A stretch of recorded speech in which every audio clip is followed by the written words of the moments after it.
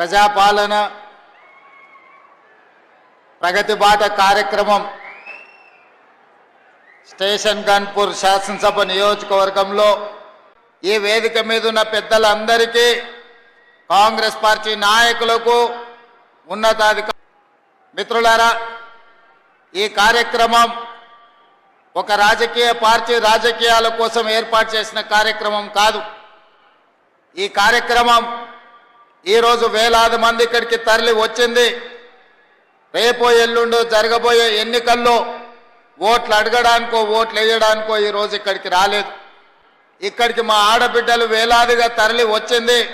Station Ghanpur అభివృద్ధిలో భాగంగా పెద్దలు కడియం శ్రీహరి గారు తీవ్రమైన కృషి చేసి ఈ ప్రభుత్వం మీద ఒత్తిడి తెచ్చి 800 కోట్ల రూపాయలతోని స్టేషన్ గన్పూర్ శాసనసభ నియోజకవర్గాన్ని అభివృద్ధి పదం వైపు నడిపించాలని పట్టుదలతోటి ఈరోజు 800 కోట్ల రూపాయల నిధులు మంజూరు చేయించి మిమ్మల్ని అందరినీ ఇక్కడికి ఆహ్వానించడం జరిగింది.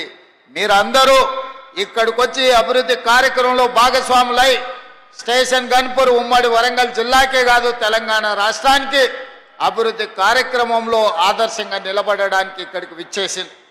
మిత్రులారా, ఈరోజు ఈ ఓరుగల్లుకు ఒక గొప్ప చరిత్ర ఉన్నది. రాణి రుద్రమ నుంచి మొదలు పెడితే సమ్మక్క సారలమ్మ వరకు, ప్రతాప రుద్రుడిని మొదలు పెడితే ఇక్కడుండే గొప్ప గొప్ప నాయకులు ఈ ప్రాంతానికి నాయకత్వం వహించారు. ఒక కాళోజీ కావచ్చు, ఒక దశరథి గారు కావచ్చు, లేకపోతే ఈ ప్రాంతం నుంచి దొడ్డి కొమరయ్య గారు కావచ్చు, లేకపోతే సర్దారు సర్వాయి పాపన్న గౌడు కావచ్చు, దాశరథి కావచ్చు, పాల్కుర్తి సోమన్న గారు కావచ్చు. ఈ ప్రాంతం చైతన్యం కలిగిన ప్రాంతం.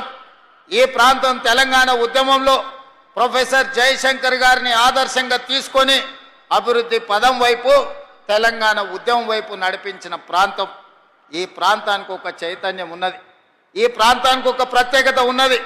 ఈ ప్రాంతం తెలంగాణ రాష్ట్రానికి ఆదర్శంగా నిలబడమే కాదు, తెలంగాణ ప్రాంతానికి సమస్య వచ్చినప్పుడు నిటారుగా నిలబడి కొట్లాడే కాకతీయ యూనివర్సిటీ ఈ ప్రాంతానికి ప్రాతినిధ్యం వహిస్తున్నది. ఆనాటి తెలంగాణ ఉద్యమంలో ఉమ్మడి వరంగల్ జిల్లా కాకతీయ ఉస్మానియా యూనివర్సిటీలు ఆనాడు తెలంగాణ ఉద్యమంలో తెలంగాణ ప్రజలు 4 కోట్ల మంది తరఫున నిలబడి కొట్లాడి. అందుకే ఈ వరంగల్ అంటే నాకు ప్రత్యేకమైన అభిమానం. ప్రజా సమస్యల మీద స్పందించే నైజమే కాదు, ప్రజా సమస్యల కోసం ప్రాణ త్యాగాలు చేసిన ప్రాంతం వరంగల్ ప్రాంతం. అందుకే ఈ వరంగల్ అభివృద్ధి కోసం ఆనాడు పార్లమెంట్ ఎన్నికల సందర్భంగా కడియం కావ్య గారిని గెలిపించండి, మీ వరంగల్కు ఎయిర్పోర్టు తీసుకొస్తానని ఆ రోజు మాట చెప్పిన ఈనాడు ఈ వరంగల్కి ఎయిర్పోర్టును సాధించి మీ ముందు నిలబడ్డా.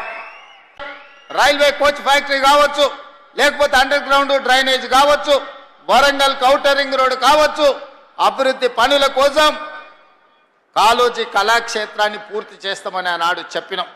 వరంగల్ ఔటర్ రింగ్ రోడ్డును నిర్మిస్తామని చెప్పినాం. ఇవాళ ఈ అన్ని కార్యక్రమాలను పూర్తి చేయడానికి వరంగల్ నగరానికి 6,500 కోట్ల రూపాయలు మంజూరు చేసి ఈ వరంగల్ నగరాన్ని హైదరాబాదు నగరంతో పోటీ పడే విధంగా వరంగల్ని అభివృద్ధి చేయాలని ఈరోజు మన ప్రభుత్వం ప్రయత్నం చేస్తున్నది. అందుకే మిత్రులారా, ఈరోజు మీ ముందు నిలబడి నేను మాట చెప్పదలుచుకున్నా. ఎన్నికల్లో ఇచ్చిన గ్యారంటీలలో ఆడబిడ్డలకు ఆర్టీసీలో ఉచిత బస్సు ప్రయాణం అని చెప్పినాం. 2 రోజుల్లోనే ఈనాడు 150 కోట్ల మంది ఆడబిడ్డలు ఉచిత బస్సు ప్రయాణం చేసినందుకు ఆర్టీసీకి 5,005 కోట్ల రూపాయలను ఈనాడు రాష్ట్ర ప్రభుత్వం అందించిన మాట వాస్తవం కాదా? ఈరోజు మా ఆడబిడ్డలు మా అక్కల్ని అడుగుతున్న ఇక్కడ ఉన్న వాళ్ళను, అక్క ఎప్పుడైనా మీరు బస్సు ఎక్కితే ఎవరైనా అనా పైసైనా మిమ్మల్ని అడిగినరా అని నేను మా ఆడబిడ్డలు నేను అడగదలుచుకున్నా. ఆయల్ల మీరు అమ్మగారింటికి వెళ్ళాలన్నా, అమ్మవారిని దర్శించుకోవాలన్నా, యాదగిరి గుట్టకు పోవాలన్నా, భద్రాచలంలో రాముల వారిని దర్శించుకోవాలన్నా బస్సు పైసలు ఉండేటివి కావు. ఇంటి ఆయన ఇస్తే ఇచ్చినట్టు, లేకపోతే మీరు ఊరుకున్నట్టే ఉండే. కానీ ఇవాళ ఇంటి ఆయన బాయికాడికి పనికి పోతే మా అక్కలు ఆలయానికి పోయి దర్శనం చేసుకొని ఆయన వచ్చే లోపల మళ్ళీ ఇంటికి వచ్చేటట్టు ఈరోజు బస్సులో ఉచిత ప్రయాణం ఇచ్చిన మాట వాస్తవం కాదా? ఇవాళ నేను అడుగుతున్న మా ఆడబిడ్డల్ని 200 యూనిట్లు మీ ఇళ్లలో ఉండే కరెంటు ఉచితంగా ఇస్తున్నామా లేదా? ఇవాళ తెలంగాణ రాష్ట్ర ప్రజలకు నేను చెప్పదలుచుకున్నా, 200 యూనిట్లు ఉచిత కరెంటు పేదవాళ్లకు, 50 లక్షల కుటుంబాలకు ఈనాడు తెలంగాణ రాష్ట్ర ప్రభుత్వం పేదవాళ్లకు అందుబాటులోకి తీసుకొచ్చిన మాట వాస్తవం కాదా? అదే విధంగా ఆడబిడ్డలకు 500 రూపాయలకే సిలిండర్ ఇస్తున్న మాట వాస్తవం కాదా? ఇవాళ నేను చెప్పదలుచుకున్న తెలంగాణ రైతాంగానికి వేదిక మీద నుంచి 25,35,000 మంది రైతులకు 20,617 కోట్ల రూపాయలు, 2 లక్షల రూపాయల వరకు రైతు రుణమాఫీ చేసి మీ రుణం తీర్చుకుంటామని చెప్పినాం. ఈనాడు మీ రైతు రుణాలను మాఫీ చేసి, ఈ రైతు రుణాల మాఫీ కాదు, ఆనాడు రైతు బంధు ఎన్నికల కోడ్ను అడ్డం పెట్టి కేసీఆర్ ఎగ్గొట్టిపోతే 7,625 కోట్ల రూపాయలు ప్రభుత్వం ఏర్పడిన ఎంబడే రైతు భరోసా పథకం ద్వారా మీ ఖాతాలలో నిధులేసిన మాట వాస్తవం కాదా? పోతే తెలంగాణ ఉద్యమంలో ఉన్న నిరుద్యోగ యువకులకు 57,924 ప్రభుత్వ ఉద్యోగాలను మొదటి 10 నెలల్లోనే నియామకాలు అందించి నిరుద్యోగ సమస్యను తెలంగాణ రాష్ట్ర పొలిమేర్లు దాటే వరకు తరిమిన మాట వాస్తవం కాదా?